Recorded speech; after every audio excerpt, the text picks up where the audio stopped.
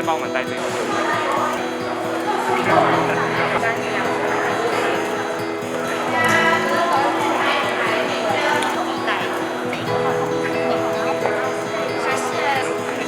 对，要盖一个。对啊。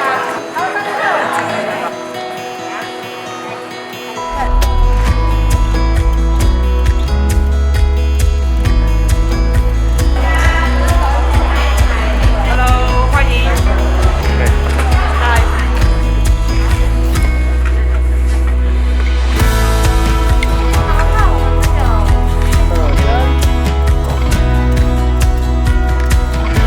祝福大家嘛，祝这个金钟园的秘密吼，这个收视长虹上重要就是咱有头一步一脚印，甲咱土地、甲咱人民、甲咱社会、甲咱产业的故事，甲咱的人民来做交流。上尾啊，敬祝大家身体健康，万事如意。若要讲道理，不如讲故事，用感动人的方式来讲道理是上有效。嘛上会用个交心的一个方式，所以咱会用个直接看电影。直接看电影咯，这个导演。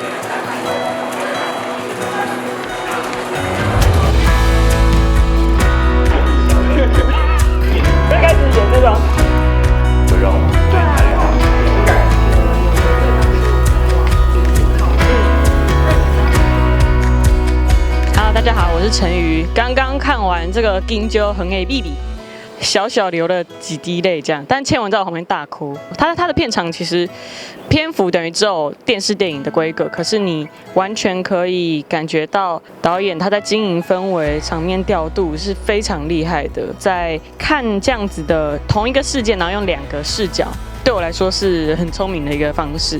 看完。觉得参与在这个片蛮开心的，而且我在拍摄的过程中也真的学到很多东西，在观看也一直回想到，原来当时候导演讲的一些事情，在镜头语言上，他看起来会有这样的效果。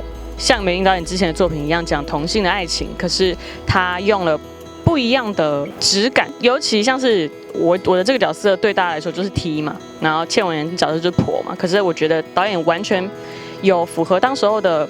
时代背景，他并没有那种很刻板的觉得婆就是怎样，T 就是怎样，以及这2个人之间的关系一定 T 就是比较保护他什么的。这样的题材，他在这个当代讲，他还是不会觉得我就知道你要讲当时候的美丽岛事件，我就知道你要讲当时候的 T 婆怎样，完全不是那样的。推荐给大家。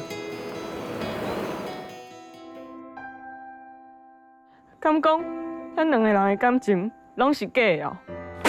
这些是禁书，你知道吗？我们2个的事情，家里卖狗，下面都卖狗。我只能期待有一天，有一个自由之地，可以容纳所有不同的声音，还有爱情。